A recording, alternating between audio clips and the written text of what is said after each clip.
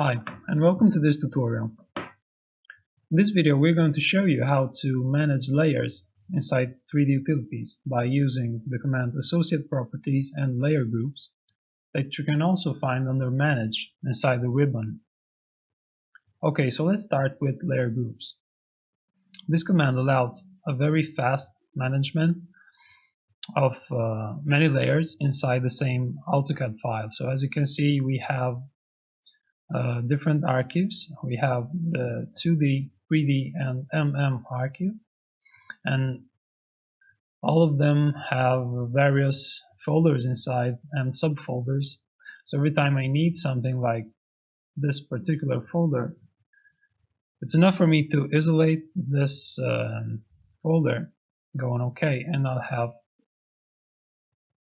my my desired layers. So in this case, we have 197 layers over the same file.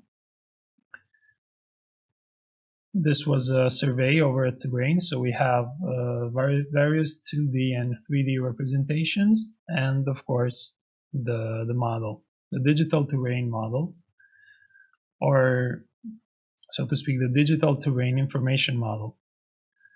So right here, I'm showing you how it's possible to create a new group and call it tutorial in this case, and with the drag and drop, I'm going to position the new layer that I created under tutorial. This way, we've created all the subfolders that you see in this project. Another important feature of layer groups are codes. So codes allows us to identify various layers by assigning up to 4 codes for layers. So in this case, lago, which stands in Italian for lake, is a code that identifies the 4 layers of the lake. And these are the codes that I created. And again, I can use codes to isolate only the lake. So in this case, I can make a calculation over the surface of these lakes. In case I needed to, for whatever reason, I can do an area calculation by using this command, or by simply using layer groups, right-clicking and making create report by visible layers. Selecting by codes, code 1, DTM, and OK.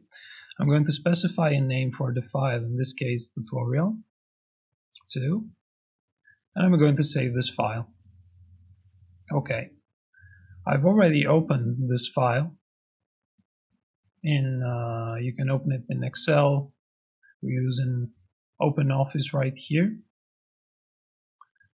So let's see the file, and you have the planar area, the slope area of the 4 layers, so of the 4 lakes, and of course you have the total of both planar and slope area. Okay, let's go back to AutoCAD, and I'm going to change model because in this case